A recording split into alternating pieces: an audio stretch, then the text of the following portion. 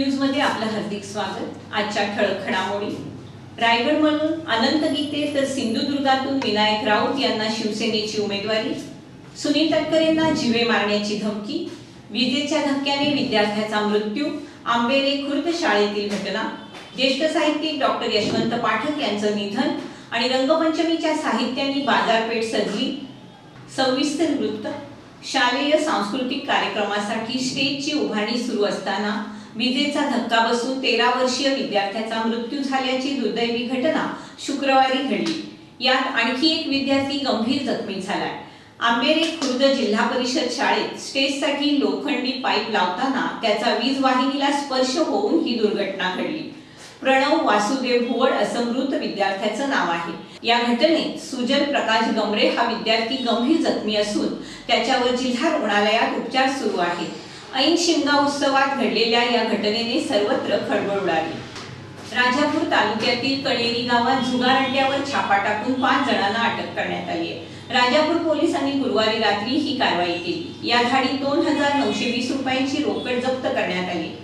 दरम्यान अटक करण्यात आलेल्यांमध्ये विद्यमान सरपंचांचा समावेश असल्याने खळबळ उडाली। राजापूर पोलिसांनी ऐन शिमगा उत्सवात अनाधिकृत धंद्याविरोधात मोहीम उघडल्यामुळे अनेकांचे धाबे दणाणले। राजापूर तालुक्यातील कणेरी ठोकवाडी गावी जुगाराचा अड्डा सुरू असल्याची माहिती राजापूर पोलिसांना मिळाली। त्यानुसार राजापूर पोलीस निरीक्षक अनिल गंभीर, पोलीस हवालदार सुरेंद्र जाधव, पोलीस नाईक प्रकाश झोरे, पोलीस कॉन्स्टेबल कुशल हातीसकर, चालक पोलीस कॉन्स्टेबल संदीप पडवळ यांनी गुरुवारी सायंकाळी उशिरा कणेरी येथे धाड टाकली। त्यावेळी एका ठिकाणी मोकळ्या जागेतील मांडवामध्ये जुगाराचा खेळ सुरू होता। पोलीस आल्याचं पाहता जुगार खेळणाऱ्यांनी तेथून पळ काढला।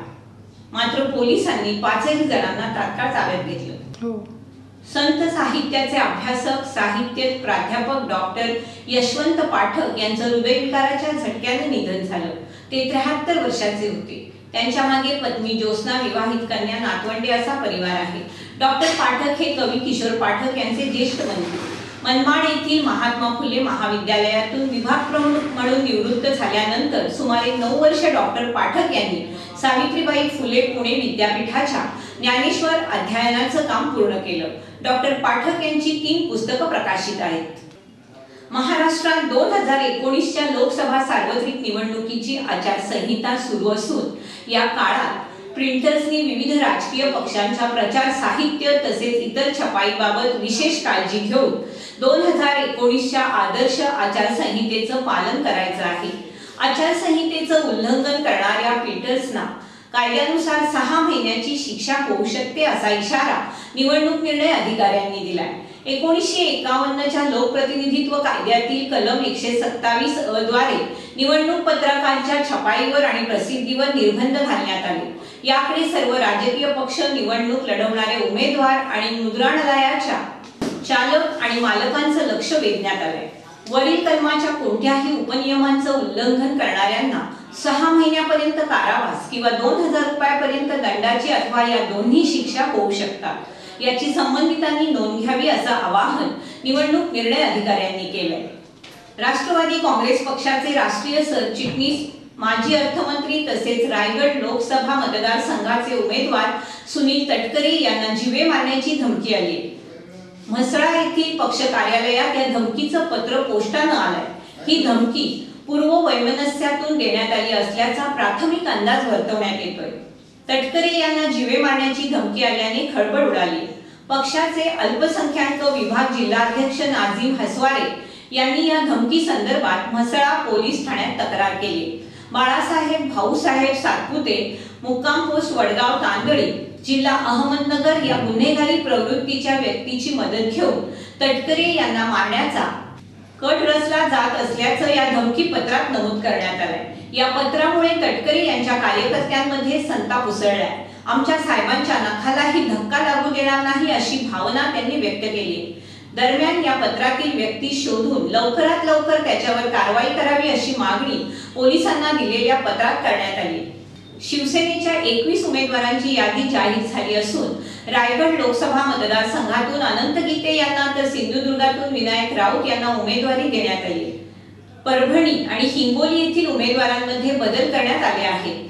परभणीमधून संजय जाधव तर उस्मानाबादमधून ओमराजे निंबाळकर यांना उमेदवारी देण्यात आली आहे। शिवसेना नेते सुभाष देसाई यांनी ही नावं जाहीर केली आहे। सातारा मतदारसंघातून उदयनराजे यांच्याशी कोण टक्कर घेणार हे अजून गुलदस्त्यात असलं तरी माथाडी कामगारांचे नेते नरेंद्र पाटील यांना तेथून उमेदवारी दिली जाण्याची शक्यता आहे।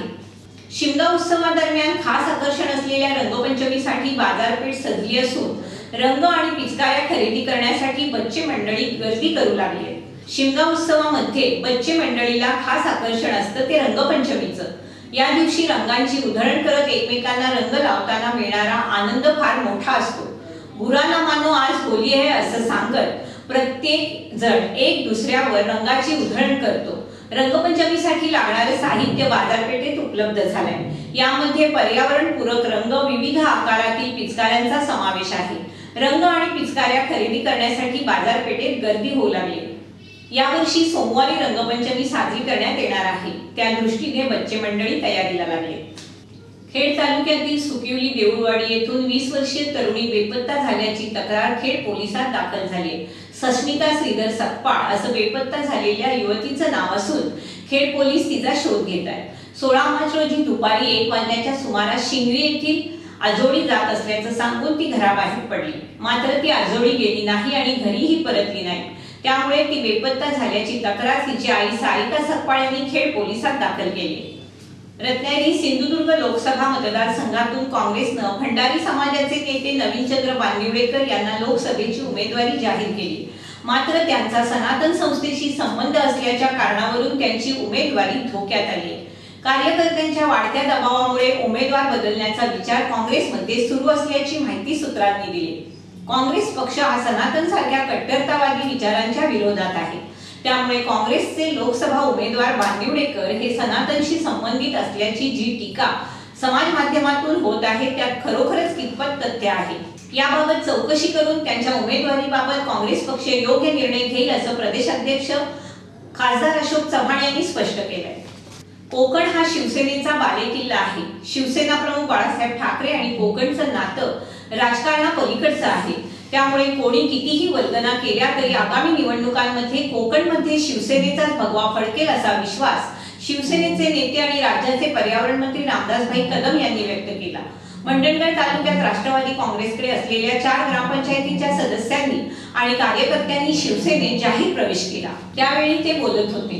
मंडणगड तालुक्यातील सोवेली येथे आयोजित करण्यात आलेल्या पक्षप्रवेशाच्या कार्यक्रमादरम्यान बोलताना ते म्हणाले, लोकसभेच्या निवडणुका जाहीर झाल्यात। रायगडाला तोरण बांधण्यासाठी काही जण गुडघ्याला बाशिंग बांधून तयार आहेत, मात्र रायगडाला तोरण बांधण्याची संधी मतदार केवळ शिवसेनेला देणार आहेत। अनंत गीते हे शिवसेनेचे उमेदवार आहेत। आपल्या जिल्ह्यातील एक लोकप्रतिनिधी देशाच्या राजकारणात सक्रिय आहे, देश चालवण्यामध्ये त्याचा सहभाग आहे, हे आपल्यासाठी निश्चितच अभिमानास्पद आहे। सध्याचं राजकीय वातावरण ही शिवसेनेला पोषक आहे।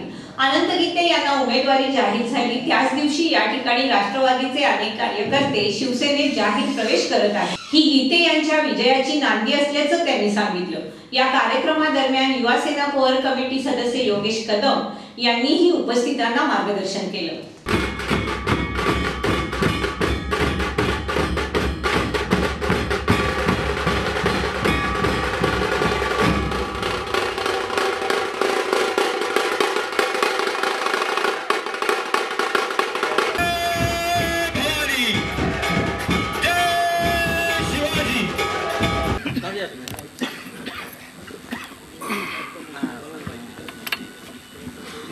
शिवसेनेचे तालुका प्रमुख संतोष जिगोळे, सभापती मंडणगड तालुक्याचे आदेश केणे, उपसभापती सप्पा मॅडम, मंडणगड तालुक्याच्या तालुका संघटिका अमिताताई शिंदे, माजी उपसभापती खेड तालुक्याचे विजयजी कदम, आमचे मार्गदर्शक सन्माननीय सुलतानजी मुकदम,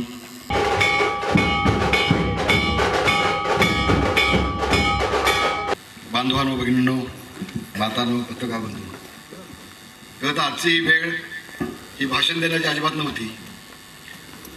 फक्त आपण मंडळ इथं प्रवेश करण्यासाठी आलात, आपला प्रवेश करून देण्यासाठी फक्त माईक लावला होता। त्यांचं स्वागत शिकवण गणेश गणेशकर, साहिल पागार, सहयोग पागार। शेवटी पुन्हा एक नजर आजच्या ठळक घडामोडींवर। रायगडमधून अनंत गीते तर सिंधुदुर्गातून विनायक राऊत यांना शिवसेनेची उमेदवारी। सुनील तटकरेंना जीवे मारण्याची धमकी, विजेच्या धक्क्याने विद्यार्थ्याचा मृत्यू, आंबेरे खुर्द शाळेतील घटना, ज्येष्ठ साहित्यिक डॉक्टर यशवंत पाठक यांचं निधन आणि रंगपंचमीच्या साहित्याने बाजारपेठ सजली. याचबरोबर दीप न्यूज संपल्या. धन्यवाद.